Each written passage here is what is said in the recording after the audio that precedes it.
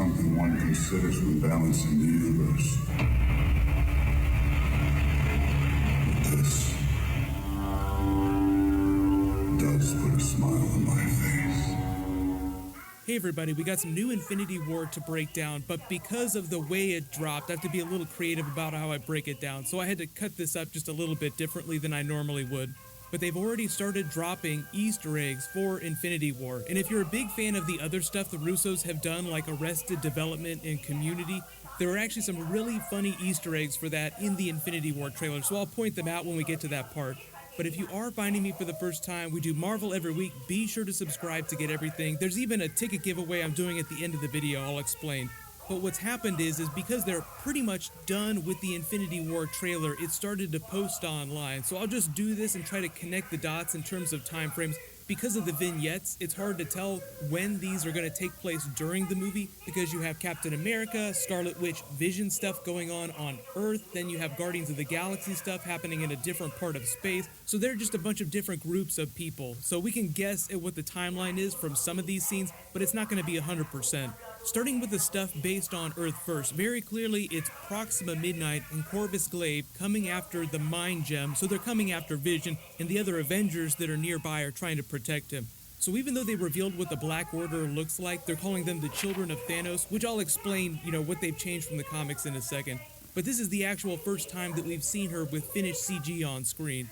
They'll probably polish this a little bit, but for the most part, this is what she will look like during the movie. So the spear that she wields was given to her by Thanos. It's a mythical weapon that reads a lot like the creation of Thor's hammer, just in the scope of what it can actually do. So it was created from a sun trapped in distorted space-time, and what it does is it acts like a star, a supernova, and a black hole all at the same time. When she throws it, it gives off energy arcs, but it also is able to increase its mass, because remember, it acts kind of like a supernova, so it becomes super dense, and it would be like Surtur destroying Asgard with his giant Twilight sword, but in the size of this small spear. She throws it at Captain America, he catches it, but then you jump to a couple of different scenes. You see Falcon trying to fight her off. So even though there's no way that Falcon would have a chance, I think they want to give him some badass scenes. So then you jump to all those Scarlet Witch scenes looking like she's trying to protect Vision, although Vision is also one of the most powerful members, but I think he's just getting tag teamed by Proxima Midnight and Corvus Glaive, who may have the same implied relationship that they do in the comics. In the comics, they're husband and wife, but in the movie universe, they're the children of Thanos, so it's kind of a weird situation. But if they're going to do the Scarlet Witch Vision relationship thing, which I'll talk about in a separate video, then they might as well tease some Corvus Glaive Proxima Midnight relationship. But like you see Vision here behind these bars, the entrance to the subway, looking like he's kind of relieved, like, oh my god, I just survived that. It's possible that because of the way Scarlet Witch is looking at him, they are able to fight them off and Thanos doesn't get the gem that way. Because it does sound like Vision will make it to Avengers 4, and they're doing this really weird thing with their children from the comics, but that's all still speculation based on some casting announcements they've made for Avengers 4. So Vision is pending, but I think he will survive to the next phase of Marvel movies in some form or another. But then you get the crowd shot of Black Widow, Falcon, and Captain America, which actually looks like when the Black Order first arrives, like they're watching them land in their ship, like, holy shit, here we go. So it's before all of these big fight scenes. But even though Scarlet Witch is destroying a whole bunch of property here, I think the idea is that as the movies have gotten on, their powers have grown. Like, the powers of the Infinity Gems are limitless or near limitless, and they've only begun to tap them as of Captain America's Civil War. And like you saw her throw down and smash Vision through all those floors, imagine how much more powerful she is by the time we get to Infinity War. But then all of the other scenes are Guardians of the Galaxy specific scenes set in the Collector's Fortress, where Thanos has taken down the Collector and is trying to find the Reality Stone. He's trying to tell him, I sold it to someone else, I don't know where it is, I don't have it. But you can kind of see this motion capture foot on his chest, so obviously they haven't completely finished this yet.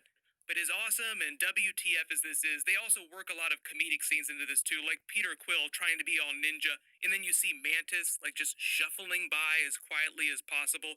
Drax totally ready to botch the mission and try to go after Thanos. Now is when I seek my revenge for the death of my family.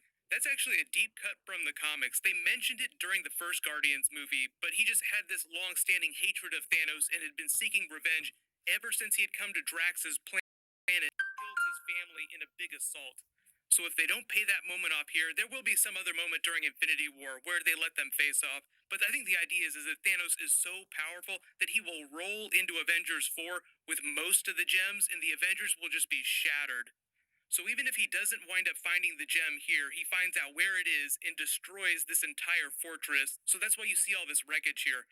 You may have spotted the Arrested Development Easter egg. Like I said, there's going to be a lot of jokes in here too. It's going to be really serious because of the subject matter, but there will be plenty of funny Easter eggs. So the Russos directed Arrested Development, so naturally they worked some of that into the movie itself. In the background here, you can see that the collector has collected Tobias while he's turned himself into one of the people from Blue Man Group. If you don't remember that, it's probably one of the funniest scenes from Arrested Development.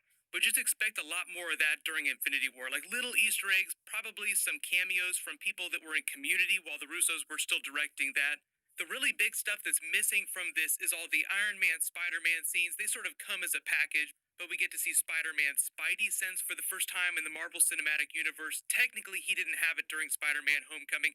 We get to see the new versions of their suits, but we finally get to see Winter Soldier thawed out in Wakanda. Remains to be seen who they're going to be fighting, but I guess it's going to be Black Dwarf, just because he's so ferocious. He's such a brawler, and that's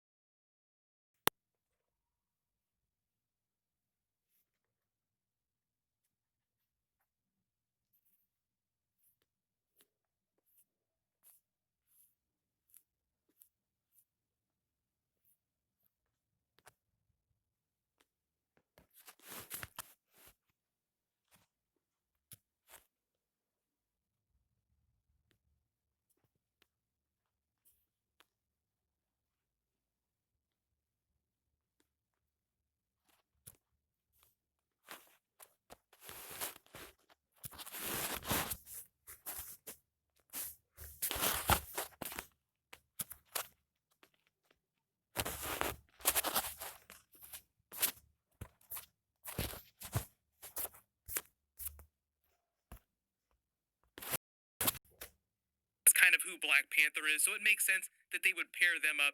Then there's also footage of Ebony Maw coming for Doctor Strange to get the time gem, which is also an Easter egg for the Infinity Arc.